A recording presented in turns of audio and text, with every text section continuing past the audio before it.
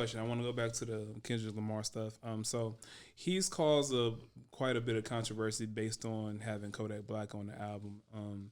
And what, you didn't know about that? Okay, well, I'll give you a little bit of backstory before I actually present the question. So, some people on Twitter have been going at Kendrick for having Kodak Black on his album, and also they talked about him going to bat against Spotify. You remember when Spotify was threatening to pull R. Kelly and XXX Tentacion based on their charges and alleged charges, and he said he would pull his music if they did that. Okay, so they brought that up, and then they brought up they brought up Dr. Dre, with all his decades of alleged abuse, and now Kodak legend abuse, alleged domestic abuse. So with Kodak, he actually had a charge, and be pled to a lesser charge, and the lesser charge is just as bad as if he would have got the other charge. Now, make of it what you will from a political standpoint, but the question is not necessarily from an entertainment standpoint, but when do you choose to cut a person off based on things that they've done that weren't necessarily directly to you? That's a good question. It is. Oh, you like that question? It is a good question. What kind of question is this, Jay? You know what So when do you cut somebody off based on what they do? Mm-hmm. Wow.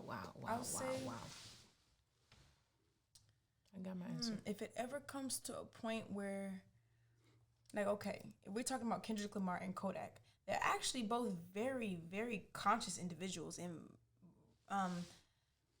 despite the type of image that Kodak presents, he's actually very enlightened for his age. So I can see the connection there. I can see why why Kendrick is like, okay, yeah, get him on here. Because he speaks his mind and he doesn't have any filters or anything like that. So I get that. But for me, it's like if it ever comes to a point where the vision doesn't align, like when the end goal doesn't align, like for instance, if Kodak was just like he got these charges and he's continuing to get these charges and he just doesn't like preach any type of consciousness in his music and he's just flat out a bad human, then we draw the line. But if you're getting into trouble, but at the same time, throughout that, you're still a conscious individual and you have some type of moral boundaries. Like, yeah, because I know there's different religions, but let's just say for Christianity's sake, since we've mostly been raised Christian, like the walk of Jesus.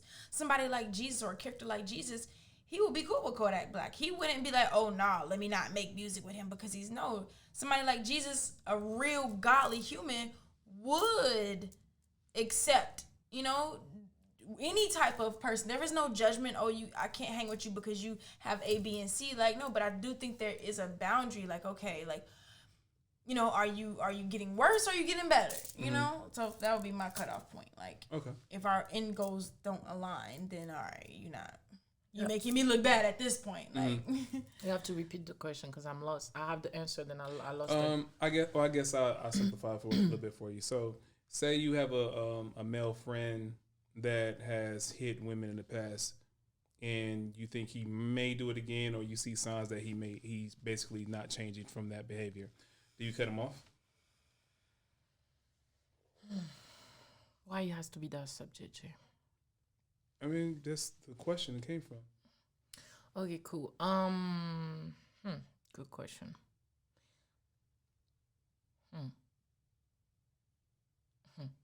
Cause okay, if I have to,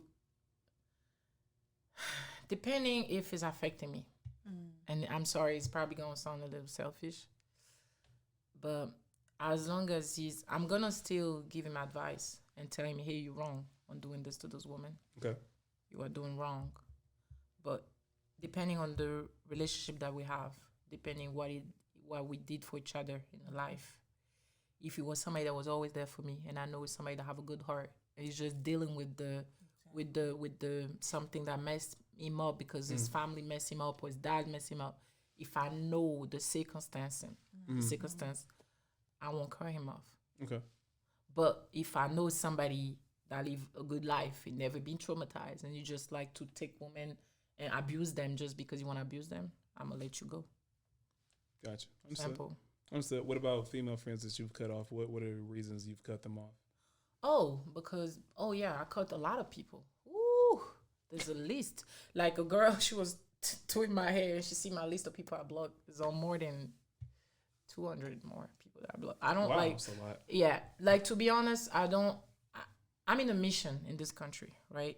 I'm not here for. Like, I feel like at the end of the day, this country I have a lot of opportunity. The reason why I stay here is because I say, okay, I'm a become somebody. I want to become somebody.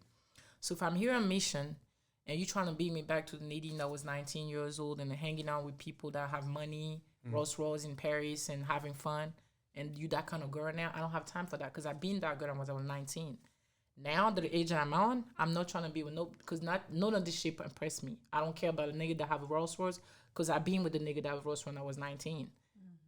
So right now, I'm not on that impress me, and I swear on everything I'm looking for. And my best friend is my weakness. We live our life. We've been with niggas that got money, real money. No joke. So I am not here to be like going to club, showing up on Instagram. Like, I don't got time for that. Like, I'm literally out there on Instagram, because I like it, but I'm not just there to go out every weekend trying to date nigga to nigga to take money from them. No, I'm here to pursue a career, to make myself become somebody, to have a man that I'm gonna grow with. Simple. So if I have friends that are not on the same kind of mindset than I am, I don't need to hang around you because it's been a time that you're gonna influence me. Mm-hmm. So I don't want to be around you. So I'm gonna cut you off. One time you call me, block. Simple as that. Ja? How many have you cut any female friends off? Oh, and why?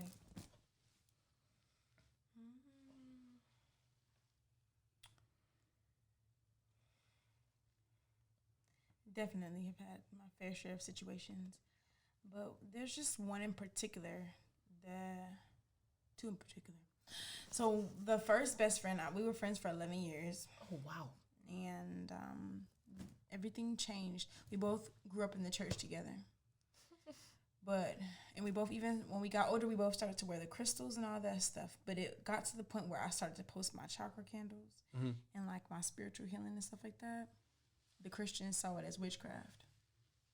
Yeah. So her mom, being a pastor, went to church and had a whole sermon, like told the whole church, oh yes, and everybody knows who her daughter's best friend is. So I'm like, why would you do that? Anyway, yeah, it was a whole thing. So that's painful. I had to cut them off. Yeah. And they like still try to like keep in contact with my mom to just tell her, plant seeds in her. Like they would say things like, oh, you let your daughter practice this, you let your daughter do what she wants. Isn't that witchcraft? And so my mom kept thinking that I was into witchcraft. And so I had to have a whole sit down with mom and like, hey, this is not that. Like, two completely different avenues, but that's another conversation. So I need to know more about that if you don't mind when you're done with this. Yeah. So I ended up having to cut her off because the same thing, we were both doing the same thing, the spirituality, the crystals, all that stuff, but it's like I went further with it. So from there, because her mom was a pastor, her mom was like, oh, that's witchcraft. She just believed her. But see, I understand their views because they're from New York and they had a lot of encounters with witches and stuff, and like bad things happening. They're from the island? Panamanian. Ooh, so yeah. they knew, they had a lot of bad encounters. So I'm like, okay, but me too. So I was like, but so how could y'all think that I'm that? Like, my heart, but neither here nor there. That was that situation. And then I would say probably the second one I just cut off because she was unhealed. Like, amongst all the stuff that she did, I don't even want to talk about all the stuff she did, but I know that everything she did came from a place of unhealedness. It was like some women have been so damaged by friends, like female friends, and just women in their lives, and even their mothers sometimes. Like, you'll notice a lot of women that have issues, like mother issues, they don't know how to have a female friendship. They don't know how to treat another woman because they were treated badly from a woman. So that's why I be very careful on who I call a friend. I don't make friends with women. Like, I ask them, like, oh, okay, so what's the relationship like with your mother? Like, how is that divine feminine? Because they will sit there and pretend like they're your friend and act all cool, but the moment something happens, the moment a guy looks at you over them or something, usually it's a guy involved, switch up. So I had to cut Shorty off because it was just like that unhealedness. Jealousy? It was more than that. It was that mixed in with a whole bunch of other stuff. Because she was really a beautiful human. She was beautiful, but she wasn't confident on what she wasn't confident. And it was like, damn. Well, so I want. When you guys go places, all the light was on you, and she wasn't comfortable with it. Something like that. And it was like this constant. It was like this constant comparison. Like, why do you have to do that? Nah, like, you caught it. I don't play with that. Yeah, any just be friendship, my friend. any friendship, somebody compare themselves to you, or whenever you winning, they don't celebrate cuts. Yeah, there's no discussion about it. Why are you? We're two completely different beings. I could never look at another woman and say, I want that. That's it. I want to be you, or I want what you. I could never do that. It's just you're beautiful, and I appreciate you being different than me. That's it. You just gotta be, like I say, like I always say, there's Sephora, there's Ulta everywhere. You just gotta own what you got and go there and make it look beautiful, as I do. There's no difference. There's nothing different that I do that you can't do. You can just go out there and put things together and look as beautiful that you want. You can't be envy any other woman. You can't be envy anything that somebody have, because you don't, like I always say, you don't know. And I said that one time, you're gonna see her beautiful. She's beautiful, but you don't know what she has. You don't know. Whenever she go with the bed, I said that last time. Whenever she go with the man don't enjoy her. But you average, but whenever you go to the bed with the man, he enjoy you. Right. So that's to say you can't envy anybody, because anybody has the gift in them. Everybody has something. You just gotta find it and make it glow. You can't just be looking at people and just hating on them because of what they have. And that's most humans today, sadly. And so tell me about it. That's why all Atlanta look the same. All the girls have the same wig. They got the same booty. They got the same lashes. All of them walking around talking the same way. Like, yeah. That they all want to be each other. And that, I would say, it's tough being an authentic individual trying to find, like, friendships, especially female friendships, because a lot of them is so much insecurity, is so much just, and they might even really want to be your friend. They may even love you. I honestly felt Jai's speaking. She's speaking like, I like it. I love it. She really did love me, but it was just all of her trauma. So it was like, after I got upset and I said what I said to her, and after calming down, I just stopped giving out that kind of energy towards her, because I realized it's nothing personal. I really did feel like she liked me as a human, but it was she didn't know how to deal with her trauma. That was in the way of the friendship. So cool, like, no judgment. You have to leave her ill by her own. That's it. Yeah. You just take off yourself, because I totally agree. Like, to be honest, it's crazy, and I got to a point where I literally understand that I'm a different person, right?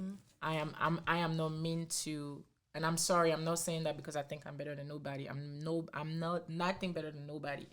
But one thing that I understand for a fact is that I am not the person to be mixed with everybody. I'm a different breed, as people say. So to work with me, you have to be a different breed for us to work together. I can work with everybody.